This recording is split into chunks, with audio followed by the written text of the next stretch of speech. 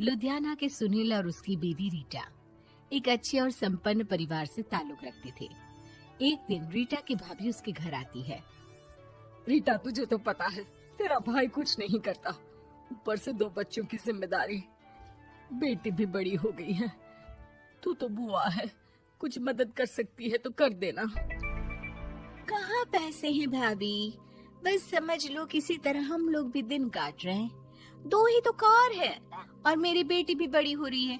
अब उसके लिए कार लेनी है तो 10 लाख का खर्चा तो लग ही जाएगा। तभी वहाँ सुनील आ जाता है। अरे शशि, क्या है, तू हमेशा पैसों के लिए परेशान क्यों रहती है? वैसे क्या जरूरत थी बेटी की शादी इतने बड़े घर में तय करने की? अरे पैसे नहीं थे तो ऐसे ही कर देती कहीं शादी। इतने बड़े होटल में क्यों कर रही है शादी? लेकिन यहाँ तो मामला शादी का है, डेट तय है। दरअसल तेरे भतीजे के पीएफ के पैसे आने हैं, पर उसमें देर हो रही है। जैसे ही पैसे आ जाएंगे मैं तेरे अकाउंट में डलवा दूंगी। ठीक है, हम लोग सोचकर बताएंगे। तभी वहाँ भतीजा आ जाता है। फूफा जी, आप लोग ही मदद कर सकते हैं, वरना तो कैसे काम होगा समझ में ही नहीं आ रहा। मैं वादा करता हूँ जैसे ही पैसे आ जाएंगे मैं आप लोगों को वापस कर दूंगा। हाँ भाई, ठीक है। अब देख भाई, हमारे लड़के तो सारा दिन घर पर पड़े रहते हैं, ना कमाते हैं ना कुछ कमाने की इच्छा रखते हैं। लेकिन चल, ये ले, कितने पैसे चाहिए? जी 4 लाख रुपए। ठीक है, लेकिन पैसे ध्यान से वक्त पर वापस लौटा देना। सुनील मुसीबत के वक्त बीवी के भतीजे की मदद तो कर देता है, लेकिन उन लोगों के जाने के बाद देख ले रीटा, तेरे मायके वालों ने मांगा तो दे दिया, वरना इन लोगों का मुझे कोई भरोसा नहीं है। अरे क्यों भरोसा नहीं है?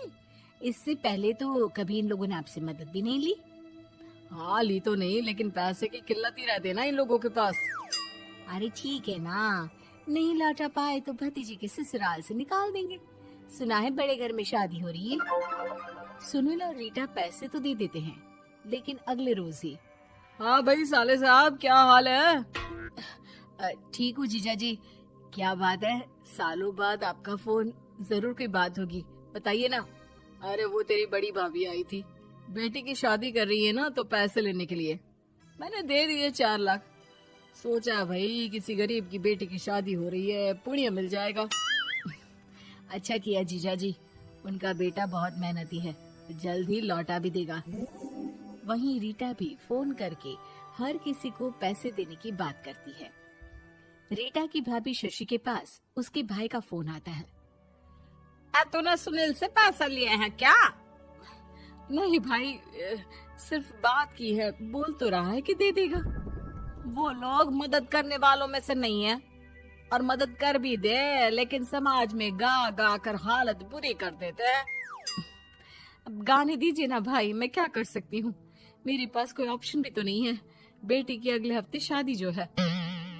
शशि की बेटी की शादी हो जाती है, लेकिन शादी के 1 महीने बाद ही सुनील का फोन भतीजे के पास आता है। हाँ भाई, शादी तो हो गई हम लोगों की दुआ से। अब देख, ऐसा ही फायदा होता है पैसे वाले रिश्तेदार हो तो।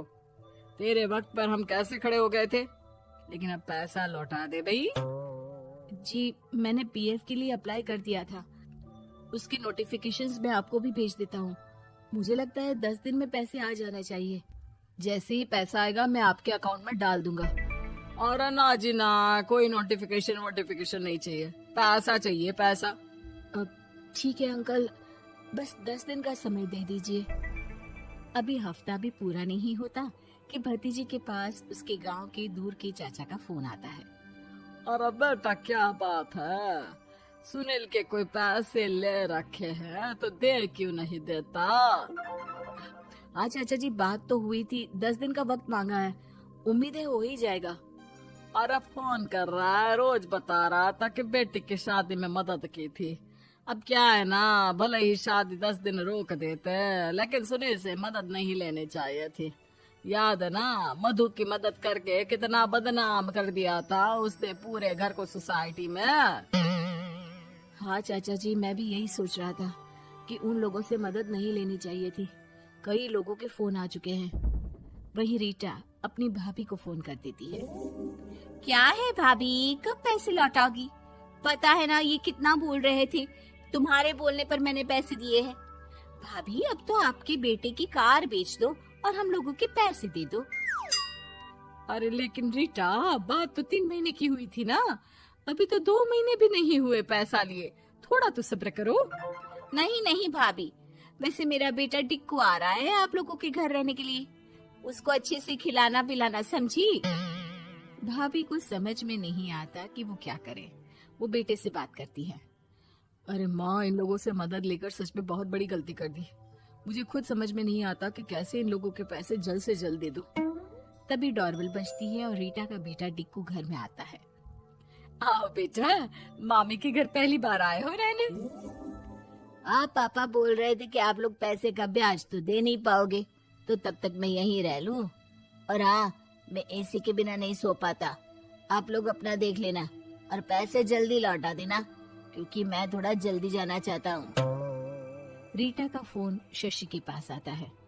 भाभी, पैसे कब तक दोगे? बेटी की विदाई के बाद शशि के घर का माहौल बिल्कुल बदल जाता है। वो हर वक्त बेटे से उसके पीएफ के पैसे पूछती, और पीएफ यानी कि सरकारी काम। आजकल में पूरा 1 महीना और बीत जाता है। भाभी, मैं और ये अमेरिका जा रहे हैं, घूमने के लिए पैसों की बहुत जरूरत है। रीटा, मैं पूरी कोशिश कर रही हूँ कि जल्द से जल्द पैसे का इंतजाम कर दूं, लेकिन पक्का नहीं बोल सकती। तभी सुनील का फोन भतीजे के पास आता है। देख माना 3 महीने की बात हुई थी पैसे लौटाने के लिए, लेकिन अभी मुझे पैसों की काफी जरूरत है। मैं अमेरिका जा रहा हूँ, तो पैसे मैंने किसी से ब्याज में पकड़ लिए हैं। तू हर महीने 4 लाख का 20,000 ब्याज डाल देना मेरे अकाउंट में। सुनील फोन रख देता है, लेकिन भतीजा काफी परेशान हो जाता है। वो ऑफिस से शाम को घर आता है कि माँ पूछती है, क्या हुआ बेटा? बेटा माँ को सारी बात बता देता है। माँ भगवान के सामने हाथ जोड़कर खड़ी हो जाती है और रोने लगती है कि तभी बेटे का मोबाइल पर मैसेज बजता है। माँ, पीएफ के पैसे आ गए। और वो ऑनलाइन ही सुनील के पैसे वापस कर देता है। भला हो भगवान का।